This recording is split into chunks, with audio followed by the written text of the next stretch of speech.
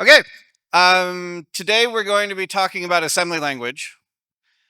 Assembly language is a shit ton of fun because it allows you to reverse engineer stuff. And it also allows you to write code that is hard to reverse engineer or code that runs on very weird architectures. If you want to write code that works on a microcontroller, but that microcontroller is foreign or particularly high volume or just not one of the standard ones, you need an assembler to do it. And about a year ago, I found myself needing a much better assembler than I had.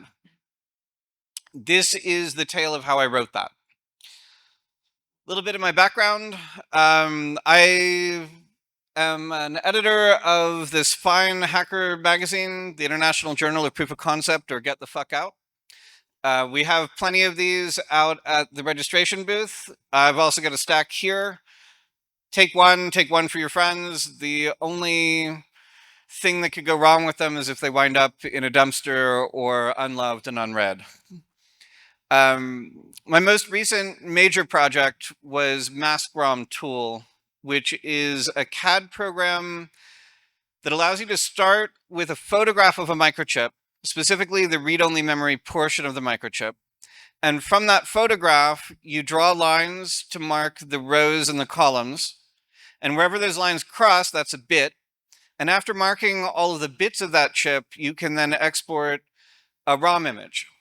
And with that ROM image, you can then emulate the program or reverse engineer the program in order to understand how it functions. This is open source. You can grab it from GitHub. I've got a nice little tutorial with it where you can rip the program out of the Nintendo Game Boy, which is the one that has the Nintendo logo coming in from the top of the screen. And that's also the copy protection mechanism in the Game Boy. If the logo shown is not the Nintendo logo, then it will not allow the code in the cartridge to run. But if it is the Nintendo logo and Nintendo did not license it, then they'll sue the living shit out of you for trademark infringement, pretending to be a licensed game when you're not. I also have a book out recently, Microcontroller Exploits from No Starch Press. The focus of this book is that you have a microcontroller and you want a copy of the software in it, but the protection mechanisms are used. The fuses are blown or the settings are configured so that you're not allowed to read anything. And you want to do it anyways. This book explains pretty much every way in open literature to do so. The first half with fully worked examples and the second half just the punchlines. This is a photograph of how the MaskROM tool works. These, if you see the little circles where there's either a dot or not a dot, those are your bits. The dots are ones, the absence of a dot is a zero. The dot itself is actually a via that connects from one layer of the microchip to another.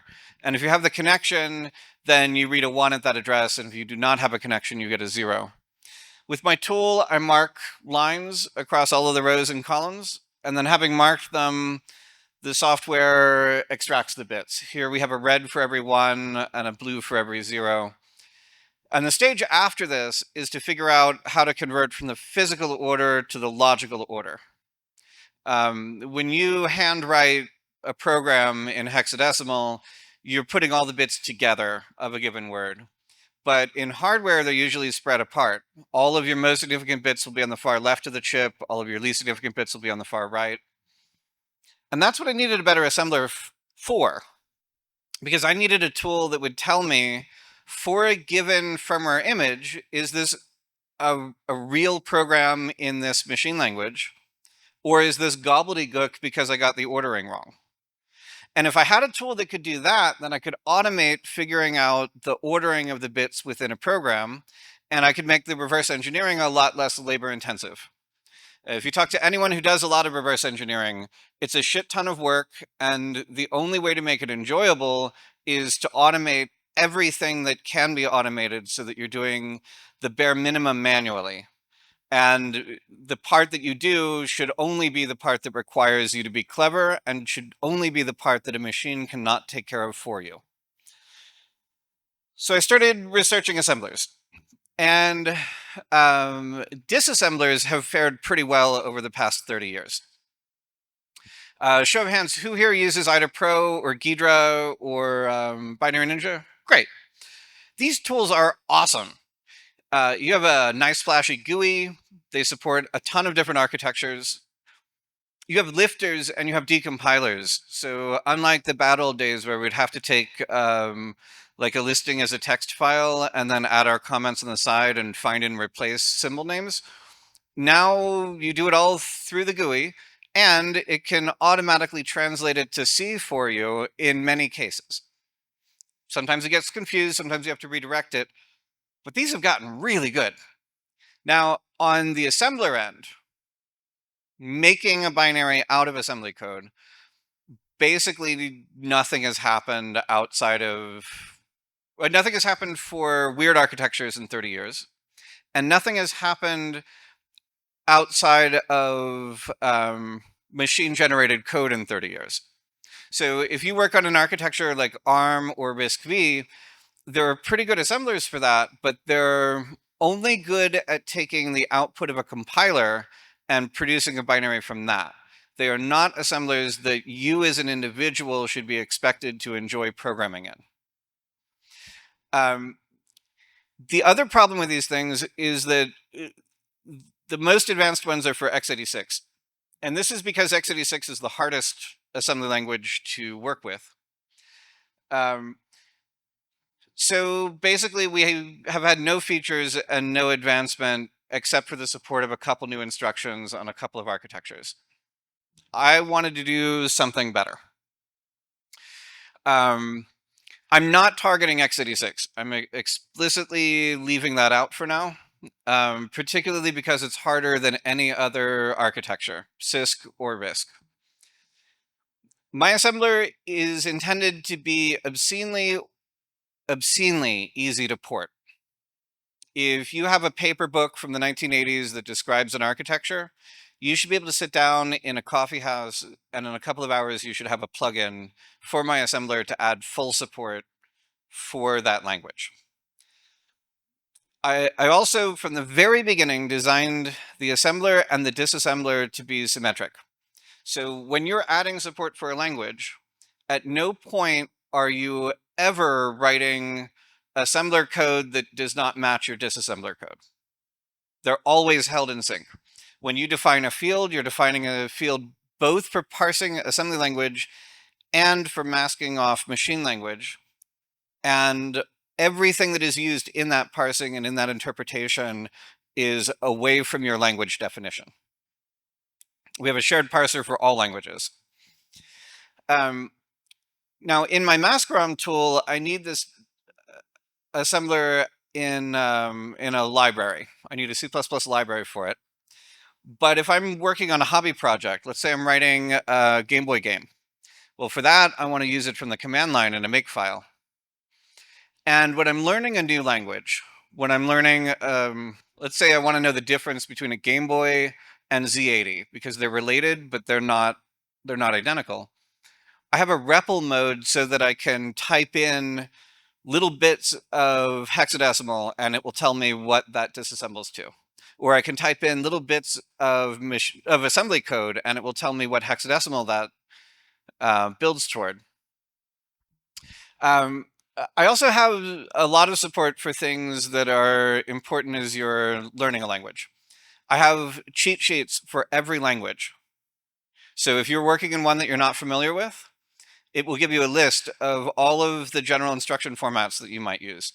Or it will take a program and it will give you a listing of that program with comments of what each verb does in the right-hand column so that you are never lost as to what a mnemonic means. If you forget whether ADC means add with carry or add without carry, you can look to find out. And that's not a made-up example. There are some architectures where it does mean with carry and some where it means without. I'm also tying this back into my Mascarom tool so that all the languages that I support within the assembler are automatically supported for ROM reverse engineering. And you're welcome to embed this in your own projects if you happen to work with similar architectures. For our demo, we're going to start off with the Texas Instruments 85. For any of you who've been coming to B-Sides for a while, Brendan Wilson used to come here a lot in the pre-COVID days. He did brilliant lectures, a lot of which were about graphing calculator hacking. He did fundamental work in the TI-83 plus and 84 plus era. The TI-85 came a little bit earlier. It has a Z80 CPU, and there is a bug in it. The bug allows you to get native code execution. The way that the bug works is if you look at the top of this calculator, you see how it says F1, F2, F3, F4, F5? In the GUI, you can configure a custom menu, and that custom menu has menu entries that are copied from the ROM table of the menu tree. And a menu entry on this calculator is made of an ASCII string and a pointer to a function handler. So the way that you get code execution in this is that you back up the calculator to your computer through the serial port on the bottom. You then patch it. You patch the dump to replace one of the function pointers with a pointer to an address in RAM. And the only address in RAM, because this calculator's operating system is basic, everything is garbage collected, the whole heap moves around. The only location that stays in place is the LCD screen buffer that's currently showing the graph there. The way that these teenagers got code execution was they had a bitmap picture saved, and that bitmap picture contained their shellcode. They would load it onto the screen, and then they would call the custom menu entry in order to jump into the picture as native code. Pretty badass for teenagers, right? Like, who in the room was doing something that cool at 16? So this is an example of a program that I wrote for the TI-85. You'll notice that this looks a lot like NASM code, and it's because I'm trying to keep my format as similar as possible. I have a label on the left. Anything before a colon, that's a label as the first word in a line. Optionally, you can have a new line after a label, but you're not required to. The first word after the optional label is either a directive or an instruction. .lang means I want to set the language. Call means I want to insert the call instruction. Add, I want to insert the add instruction. The ones with dots are directives, and the ones without dots are instruction verbs. You'll notice that sometimes I'm referring to the label or to a global symbol name rather than a value. So when I have LD at cursor underscore row, elsewhere there's a file that says that cursor row equals whatever constant value. That's an address in RAM that it's reading from in order to figure out the cursor position within the text driver on the screen. But when I wanted to write this, I was on a bus. I was visiting Dartmouth College in New Hampshire. And I was on the bus, and first I needed to write the driver for it. After I have the driver, I can start with this source code. I can jump to the binary output. I can also do weirder things, like this is a listing output. This is what you make when you have a program and you need to look at the bytes of that program while also knowing what those bytes mean. So you want to render both the bytes and the instructions and the addresses all in one. You might also want to output a file that's compatible with other assemblers. So NASM is an x86 assembler, but a lot of us use it when we're writing a binary file by hand, because we can have data bytes and then we can have comments about those bytes. And the file format has been the same for ages. If I give you this listing, you can know that the CD byte at the beginning is the call opcode. And you can change it. And when you change it, you don't need my tooling to do it because I've exported it to standard tooling. Sometimes you're writing shellcode. I was working on shellcode for a television smart card. It was a Dish Network card from 1998 called the ROM3 card. If any of you stole satellite TV a quarter century ago from Dish Network, it was probably because of this card. This is the output of my shellcode for that card as a Golang module. And at the top, I have all of my symbol names so that I can refer to them from my Golang code, even as my labels change their positions.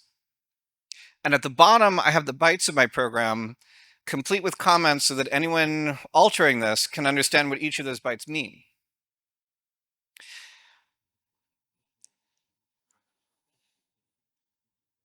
But as I said earlier, before I can use them in any of these languages, the machine language here happens to be 6805.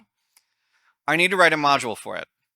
And a founding principle of this project was that I should be able to write a module to add support for a new language in a couple of hours at a coffee house without screwing it up. So when you look at the CPU user manual, this is the Z80 from the TI-85 graphing calculator. This is the no-op instruction. No-op is the easiest instruction on any architecture. It just does nothing. On Z80, it happens to be 0. If you look at the bottom of this excerpt from the manual, you see that it's defining every byte of the opcode. None of them are undefined, and all of them are 0. This is my definition within my Z80 module for the assembler. This is in a class that is inherited from like a generic language class. And I'm inserting a new instruction type. The MNEM is short for mnemonic, which is the pretentious way to say verb. It's also a pretentious way to say opcode, depending upon whether you are assembling or disassembling. So I define the mnemonic to be nop, meaning that that will be the verb of this instruction. The 1 means that this is 1 byte long. And I follow that with \x00, because this 1 byte is zeros. Why do I have FF after it? Well, FF is the mask. This particular instruction is 1 byte long and every bit is defined. So I define every bit in the mask. If only the first 4 bits were defined, my mask would be F0 instead.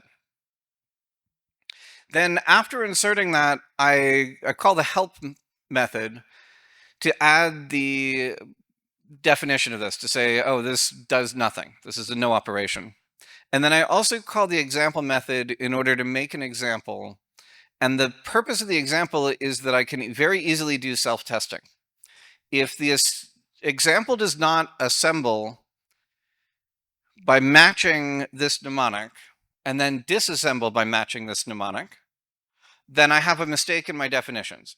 Maybe I have another instruction that I accidentally also defined as 00 because I copied and pasted this one. Maybe I have an example with too wide of a mask. And because the mask is too wide, I'm accidentally mashing to lots of things. The example allows me to test for all of that automatically and to catch the mistakes as I make them. So insert creates the function, mnemonic defines it, nop is the verb. I'm doing it 1 byte long. 0 is my opcode. FF is my mask. Every bit of the opcode matters. I got a help string for my cheat sheet, and I've got an example for my self-testing. The other thing this gives me is autocomplete. So in my REPL mode, I can type the letter N and hit tab. And it will then tell me that there are two instructions that begin with N that I've defined so far, one of which is negate and the other is no op, and which one would I like? And it can also predict parameters for me. And this is incredibly useful when you are new to an architecture. You're capable of learning it, but you don't know it yet. So, as a poor speaker, you need to catch up. This REPL mode in like a little terminal on the side allows you to do that. Um, the same thing works for disassembly.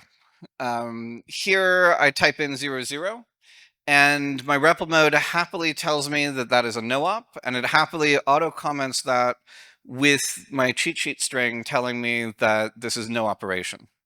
And the REPL mode does not care, like it automatically figures out which mode. So if I type in an instruction, it gives me the assembly. If I type in bytes, it gives me the disassembly. I can also generate a cheat sheet from all of these. So this is part of the Z80 cheat sheet, and it tells me that I have the decrement instruction in a couple of different forms. It tells me that I have the no-op instruction that we just defined, the halt instruction, setting interrupt modes. I can grep through this in order to find instructions that I might have forgotten on this particular architecture. Like, what is addition? Does it have multiplication? Look all of those up. And then self-testing. Self-testing will run through every instruction that I have, everything that I've defined in this language, and it compares my definition to the definition of all other instructions. And we have rules around this. So the NOP instruction, for it to pass the self-test, it needs to match the example in both directions. So I take the example and I assemble it, and I make sure that it matches that same instruction. If it matches another, I have a problem. If it matches more than one, I have a problem unless I've specified a winner. If any of the bits of the instruction have not been defined, then I have a problem because I have an ambiguity. Some architectures have a real ambiguity, and you can specify that. You can say, hey, with this bit mask, I have a don't care field. But if you don't do that, then it will warn you, hey, you made a mistake somewhere. You screwed up. I also have a fuzzing self-test where I just read like a megabyte out of /dev/random and make sure that I can disassemble it without crashing. This ensures that when you wrap this as a library, it's never going to crash in the middle of interpreting something. Now, the NOP instruction is really easy. I mean, we're just substituting a word there. In order to be a useful assembler, I need to support a lot of other addressing types. And in most assembly languages, a sort of prefix letter before your number tells it what you're doing with that number. So an immediate means that we want that number itself. So an immediate before 0x dead means I want DEAD as a number. If that's my source, I'm taking that literal value and putting it in my destination. An absolute is different. These are sometimes called indirect. An absolute means that I don't want the number itself. I want the thing in memory at that address. So if 0xBEEF is my source, it's going to look in memory at the 16-bit address BEEF, and it's going to grab the byte that is there. Or maybe a word if it's a 32-bit architecture. I also have addresses, and addresses are weird because they're used in things like jumping and function calls. Here, I'm not talking about the literal value, and I'm also not talking about the thing in memory at that value, but I'm talking about an address as an address. Maybe I have a function handler there. You use this for function calls and occasionally for some I/O operations, although the I/O operations are usually absolute. Now, a relative looks exactly the same in assembly language as an address. but they're different in machine code. In machine code, an address is that number directly included in the instruction. So in a little Indian machine, I would have like ADDE, it being backward. For a relative, I take the value of the program counter plus some offset, which is usually 2, but can vary by the architecture. And I take the difference between that and the address that I'm going to, and that allows it to be shorter. That's very often used in conditional jump instructions, where you're jumping a little bit forward or a little bit backward from your position. I have named registers. So like on x86, you have AX, EAX. In each architecture, you define each of those by name, and that becomes a keyword that is no longer allowed for symbols. You also have absolute markers on registers sometimes. So like at HL means I'm referring to the value in memory at the address that is held within the HL register. You also sometimes have indexing, which is implied by grouping symbols. So if I have within grouping symbols HL, IX, that means that I want to take the value in memory at HL plus IX and read that value back. This is a more complicated instruction. This is a load. This load is for an 8-bit instruction set. Sorry, an 8-bit instruction word. So I have 0, 1 at the beginning, and I follow that by 3 bits that define my destination register. And then 3 bits that define my source register, and then 3 bits that define my destination register. And I've got a list for what those 3 bits decode to. In my code, I define what I call Z80 Reg 8. And I do this with the C preprocessor. And here I'm just defining the instruction like I did for NOP. And then I give an example. And the example is a little more complicated because I have parameters. And then I throw in those parameters from left to right along with the matching bits. I have 2 8-bit registers. The first one of them is masked by 38. The second one is masked by 07. And then I can begin using them in the REPL loop in order to know that they work. And I can also begin using them within my source files in order to write larger programs. If you have an architecture with a whole bunch of instructions, but your shellcode needs very few of them, you can begin by defining just the instructions that you'll use and not worry about the rest of the language until you need to write more complicated programs or disassemble machine code. We sometimes have conflicts which have to be prioritized. So the previous definition is shown on the upper half of the screen. The lower definition is for one particular edge case, which is when the source register is referring to @HL. It looks like it's a part of that earlier list, but it's not. And so I define it both ways, and the prioritized call here says that the second one is the better one. That if I ever have a conflict between the two, I want the second one and not the first one. If I were to remove that and then run my test cases, it would recognize the duplicate. It would trigger an error. It would tell me that I did not have closure on my language definition. And that has saved me so many times when I'm a little bit tired and I'm copy and pasting one instruction to make another instruction, and maybe I forget to rewrite the opcode byte. This will catch that because either the definition is internally self-consistent or it is not. If you want one that is not the easy 8.0 instruction set, there's a definition of it online, straight from the manufacturer. It is riddled with mistakes. The definition that it gives you is wrong, and you have to compare the examples to the definitions in order to figure out where the right value is. I'm still not entirely sure that I got it right. Okay, so we have a definition. We've defined the 6805 instruction set, for example. And then we get a new card in with a new ROM and a rare instruction set.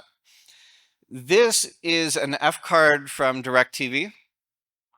It was made by NDS, and these cards were hacked to hell and back. The way that this card works is that it has EEPROM, it has ROM, and it has RAM. The ROM can be extracted and emulated.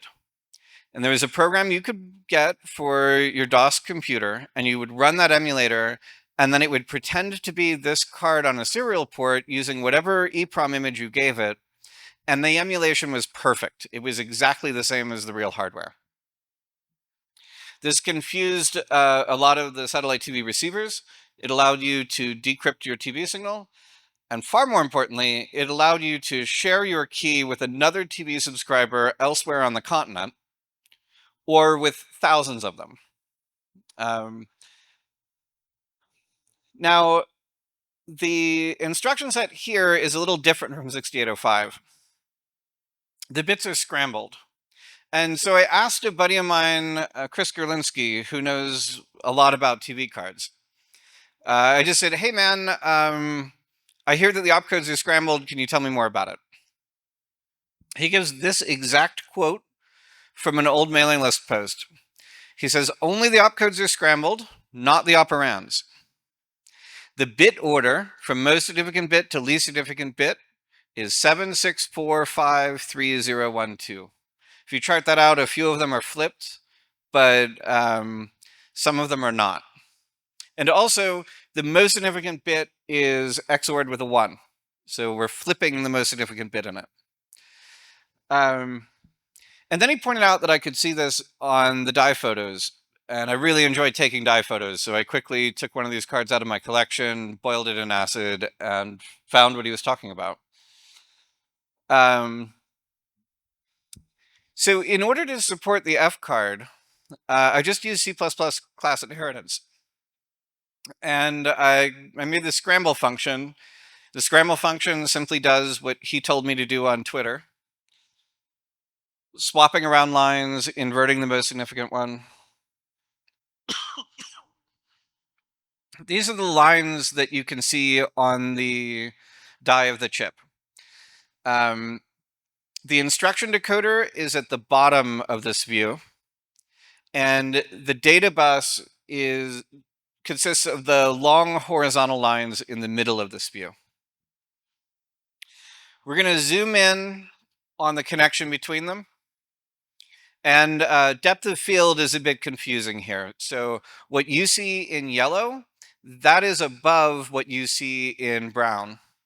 The yellow ones are metal lines, the brown ones are polysilicon lines.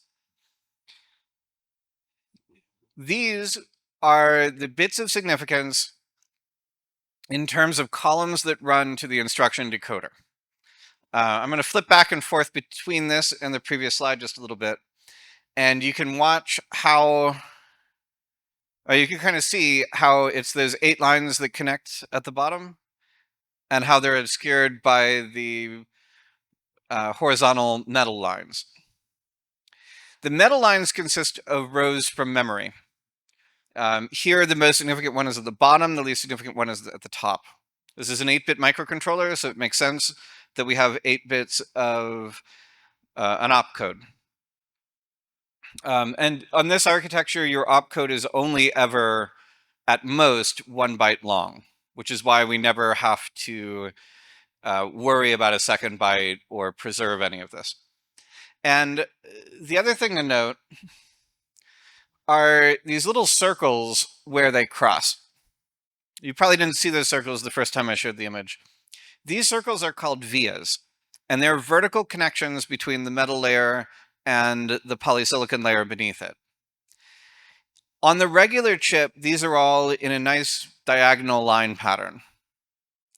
This chip is the same, except that they're in a different order, and this is what produces the bit swapping that we saw within the definition. So now we know the new order. The only thing we need is some code to reverse engineer. So again, Chris helps me out by Twitter. He gives me shell code for the smart card as a quick little post. The instructions are to send a 5-byte header, 4842 AA0070. It's then going to reply with the number 42, and then you send it these 92 bytes. And it will send you back a 3072 byte EEPROM. This EEPROM is what you need to plug into the emulator to have the emulator receive TV as that particular card's identity. The TV companies back then, they would buy pirated cards and they would read the EEPROM out of them, and then having a copy of the EEPROM, they would know which subscriber to cut off. And if one subscriber's account is being used by 10,000 cards, when you cut off that one account, 10,000 accounts go blank, and 10,000 people are mad at their local drug dealer or satellite TV dealer or whoever sold them the card. So I took this pattern and I ran it into my disassembler that was built up from the same definition that I'd earlier received. So I took the standard 6805 module, I inherited from it, and then in my inherited class, I swapped around the bits of the opcode. And I get this for decoding it. This is not quite the entire string. It's cut off with part of the 2D sequence that begins on the 3rd line and continues on the 4th. This is awesome because this is real code. Can anyone with good eyesight tell me how I know that it's real code? Like, what about this tells you that it's not just a random string being interpreted as if it were machine code in this architecture? I can't see you from here, so you have to blurt it out. Yes. Okay, so he says parameters make sense for their types. You're talking about like the 57 and the 88s?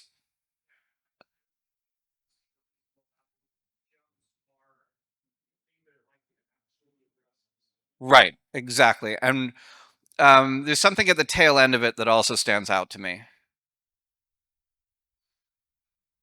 The no-ops at the end also matter. So these no-ops in a row are called a NOP sled. You use this near the entry point of your code so that if your entry point is off by a few bytes, your code will still execute. And you also use it when your code needs to be fixed length and you're removing instructions, but you need to keep the length constant.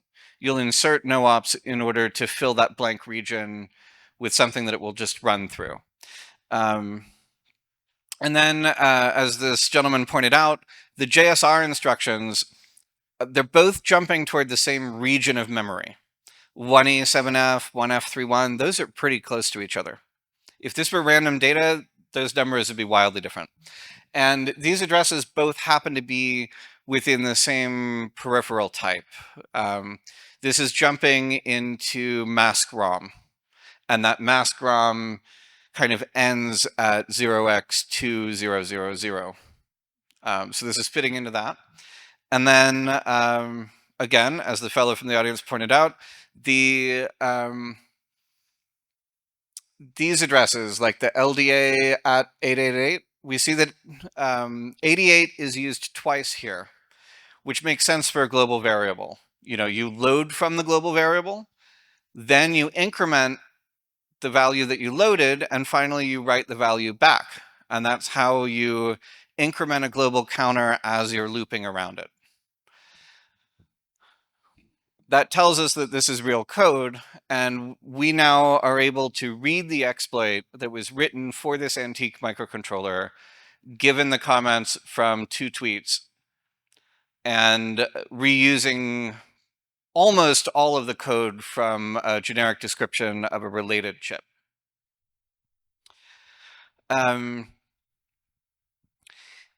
The code can then be matched up to other pieces of the dump. So having a disassembled version of that shellcode that we can read we can change it to give us a copy of something else. That code was designed to export the EEPROM memory, which is valuable to you if you want to steal TV.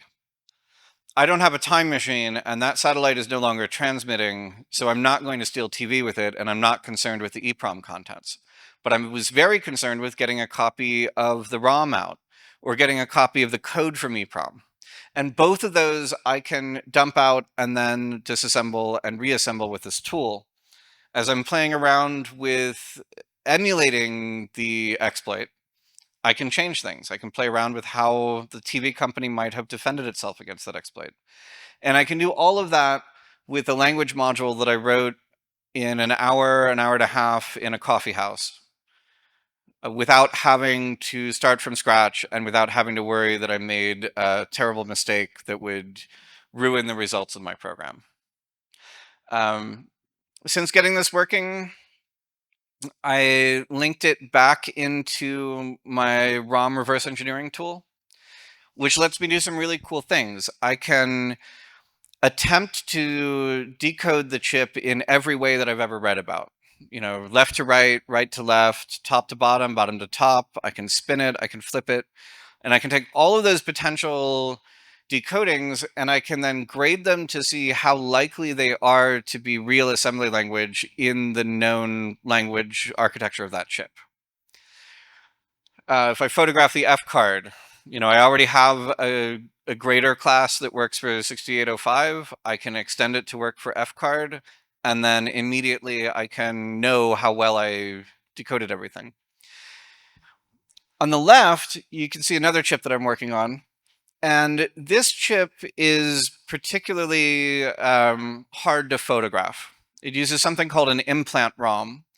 And a consequence of an implant ROM is that the bits are invisible, and you have to use a chemical called a dash etch after delayering them.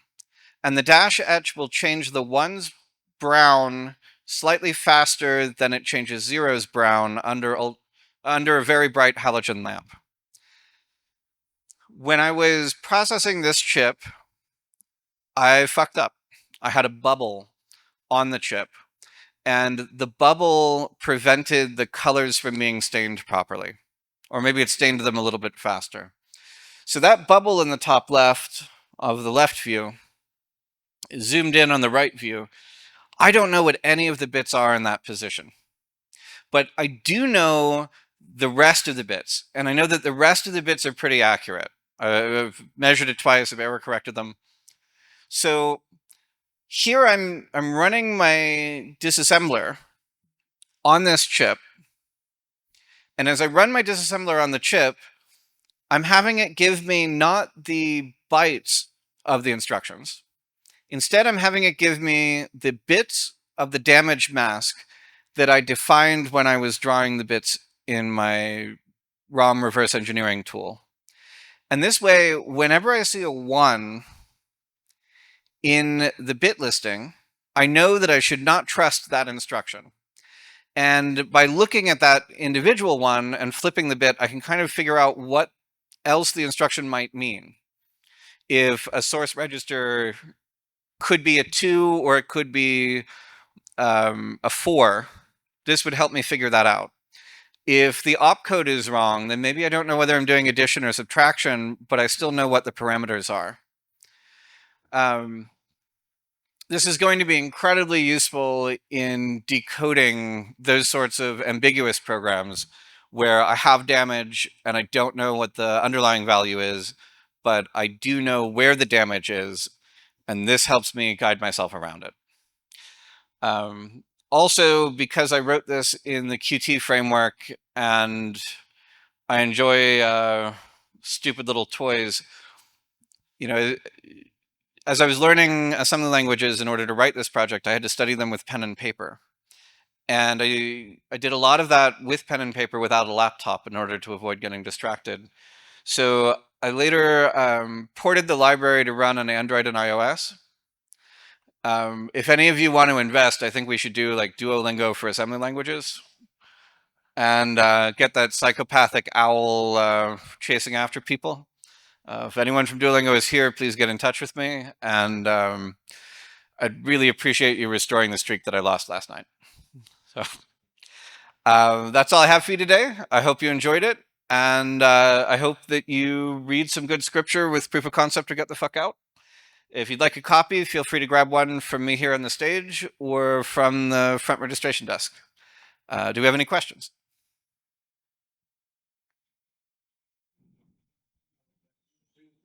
Oh. Yes. If we could turn on the, do you have it? Can you hear me?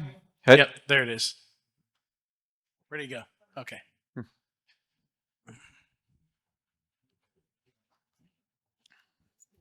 So, Pastor, Yes. I have a question about the F-card assembly language. Yep. So you said it's based off of 6805, right? Mm-hmm. And that the each opcode is a single byte. Yes. So I'm just curious, how many different opcodes? I mean, obviously you could fit, up to a certain amount of opcodes in that language, but how many did you find in the F-card? So it is so not only is it based on the Motorola 6805, It's Big Indian, right? believe that one's Big Endian, but I'd have to check my source code to know for sure. Yes, it is Big Endian. This chip actually is a 6805.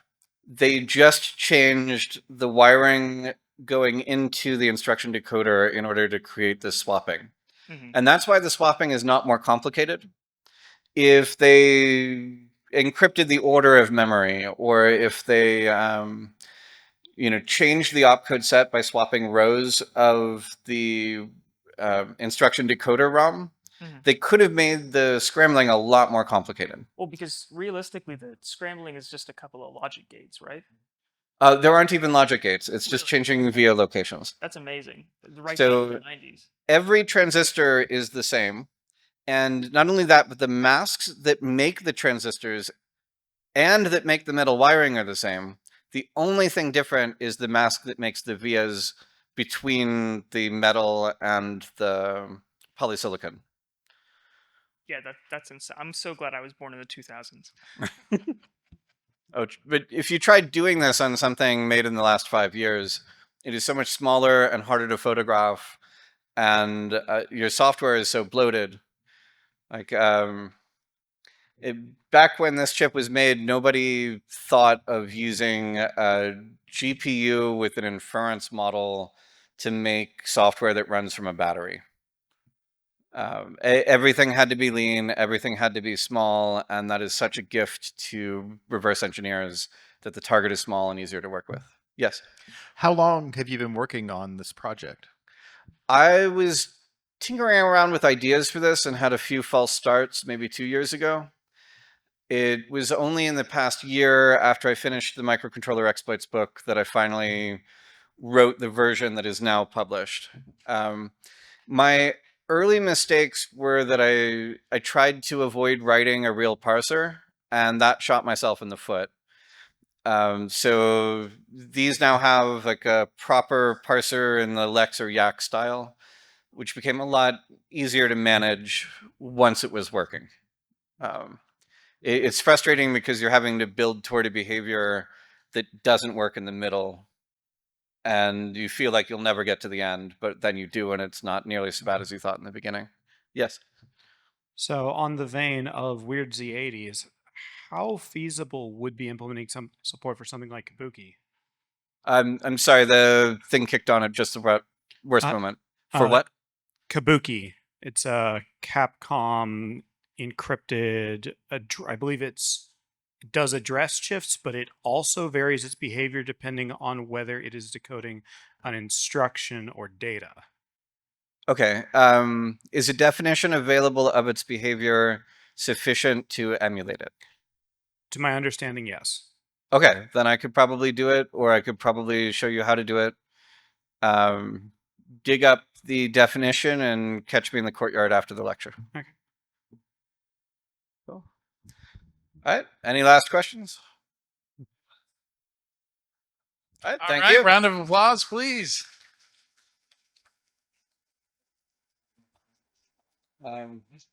And please do pick up one of these. I've got a lovely article in here, Catching the USSR counterfeiting a Japanese calculator something like 33 years ago.